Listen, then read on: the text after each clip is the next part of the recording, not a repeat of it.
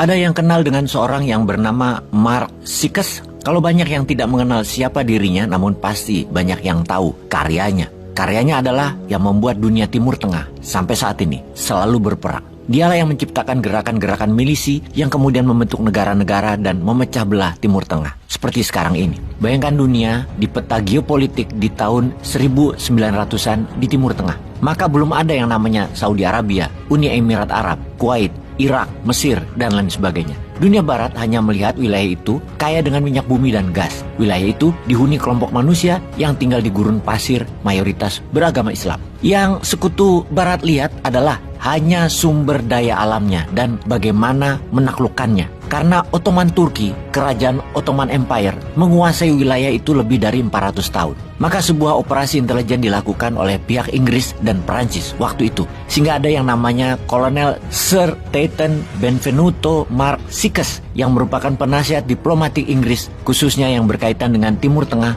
pada Perang Dunia Pertama. Mark Sykes berperan besar dalam perjanjian Sykes dan Picot yang dibuat ketika perang sedang berlangsung sehubungan dengan pembagian kerajaan Ottoman Turki oleh Inggris dan Perancis. Juga Mark Sykes merupakan negosiator utama dalam deklarasi Balfour. Kita sudah diingatkan apa itu deklarasi Balfour, yaitu dukungan kerajaan Inggris untuk kaum Zionis agar punya wilayah untuk mendirikan sebuah negara. Surat itu tertuju pada Rothschild, salah satu deklarator di Jewish Congress di Basel, Switzerland, untuk mendirikan negara Yahudi, di mana gerakan itu disebut Zionis. Pada usia muda, sekitar 25 tahunan, Sykes telah menerbitkan banyak buku, seperti Taktik dan Pelatihan Militer di Order, buku Latihan Infanteri, 2 buku perjalanan, Darul Islam, dan Through Past 5 Turkish Province atau melalui 5 provinsi Turki. Dia juga menulis The Caliph Last Heritage, A Short History of the Turkish Empire. Paruh pertama berisi ikhtiar singkat geografi politik di Timur Tengah hingga masa kejayaan Ottoman, sedangkan yang paruh kedua berisi uraian tentang perjalanan penulis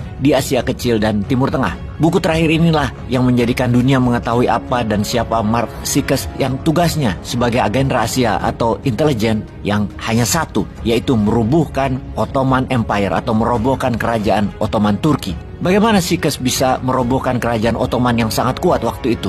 Yang dilakukannya adalah dengan membangun banyak milisi di setiap daerah di Timur Tengah. Di Yaman, di Sudan, di Mesir, di Kuwait, di Uni Emirat Arab, di Oman, yang mana milisi itu biasanya diambil dari para kabilah, para pemimpin adat lokal, kemudian dibangun rasa kedaerahannya, dilatih perang dan diberikan senjata. Di kemudian hari, mereka menjadi raja-raja di wilayah negara-negara tersebut. Di kemudian hari, semua jadi negara yang di awalnya mereka melawan kerajaan Turki. Mereka memerdekakan diri. Yang diinfiltrasikan oleh Mark Sykes adalah nasionalisme kedaerahan, di mana ketika mereka jadi negara, maka kekayaan alamnya akan dikelola oleh Inggris. Dan saat ini, Amerika tentunya yang menyalip Inggris. Selain membangun milisi atau kekuatan pemisah agar hegemoni Ottoman digerogoti dari dalam wilayahnya sendiri, Mark Sykes juga merancang bendera negara-negara yang dibangun pergerakannya untuk berperang melawan kerajaan Ottoman. Saking tidak kreatifnya, bendera tersebut hanya bermain di 4 warna, yaitu warna hitam, putih, merah, dan hijau. Perhatikan bendera negara Irak, Sudan, Syria, Uni Emirat Arab, Mesir, Yaman, Jordan, Palestina, Kuwait, semua warnanya sama, yang itu dibolak-balik aja warna itu.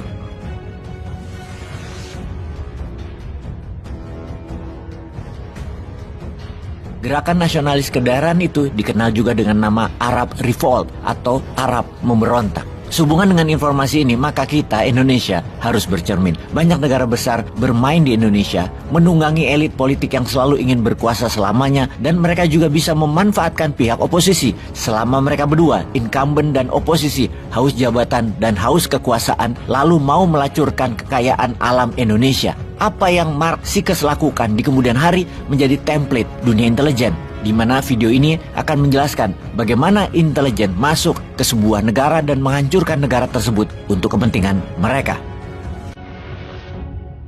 Bukan menjadi rahasia lagi kalau CIA, lembaga intelijen Amerika, sering menggulingkan sebuah pemerintahan yang sah. Ada 5 hal yang mereka lakukan dan sampai sekarang mereka masih tetap melakukannya. Yang pertama yang dilakukan adalah, dan yang ini adalah paling sering, yaitu membiayai oposisi. Cara ini adalah cara yang paling aman dan metode paling murah dari CIA. Bisa hanya memodali memberi uang kelompok oposisi atau memodali mereka yang akan melakukan kudeta. Iran di tahun 53, Vietnam di tahun 63, Brazil, Guatemala, salah satu operasi intelijen dengan model ini yang dilakukan oleh Amerika. Cara nomor 2 yang paling sering dilakukan adalah dengan assassination atau pembunuhan. Membunuh pemimpin lalu menggantikan dengan pemimpin yang pro-Amerika. Misalnya Patrice Lumumba di Kongo, dan banyak lagi pemimpin-pemimpin berbagai negara yang tidak jelas kematiannya tapi didesain oleh Amerika agar digantikan dengan pemimpin yang pro-Amerika. Lalu, cara ketiga yang paling sering dilakukan oleh CIA adalah melumpuhkan ekonomi, atau dalam bahasa akademinya adalah economic assassination. Perang tarif dengan Cina, embargo perdagangan, dengan cepat akan merubuhkan sebuah negara seperti Kuba sampai sekarang di embargo. Kemudian Chile di tahun 70-an ketika Allende yang melakukan nasionalisasi atas aset-aset Amerika membuat Presiden Nixon memerintahkan CIA dengan kalimat "Make Chileans Scream" atau membuat bangsa Chile menjerit. Yang terakhir, Pinochet mengkudeta Allende. 2 hal itu dilakukan di sana. Tekanan secara ekonomi lalu mendukung kudeta oposisi. Lalu saat ini misalnya serangan mata uang lira di Turki yang menjatuhkan 40% nilai Turki dalam setahun terakhir dan membuat banyak investasi keluar dari Turki. Kemudian juga Venezuela diserang dengan economic hitman sehingga inflasinya lebih dari 1000%. Indonesia di tahun 1997 adalah bagian dari economic assassination untuk merubuhkan rezim Soeharto. Kemudian saat ini yang paling sering dipakai adalah nomor 4, yaitu pengambil alihan kendali atas media. CIA akan membeli koran, membeli TV, membeli radio untuk merubah opini publik dan melakukan kampanye anti penguasa yang anti Amerika. Di Italia, CIA pernah membeli koran Rome Daily American agar Italia tidak jatuh ke tangan komunis. Namun sekarang petinggi CIA pernah berkata lebih gampang membeli wartawan dan redakturnya daripada membeli koran atau media. Karena itu, banyak sekali sekarang foreign jurnalis yang dibayar oleh CIA, dan di media warfare ini kuncinya adalah kendali informasi, di mana sekarang meluas ke internet dan medsos dengan analitik strateginya. Terakhir adalah membangun kepanikan atau menciptakan chaos, menciptakan ketegangan sosial. Seringnya ada demo atau street protest, itu adalah bagian menciptakan kekacauan atau chaos. Turun ke jalan berdemo adalah CIA style sekali. Coba lihat, coba ingat-ingat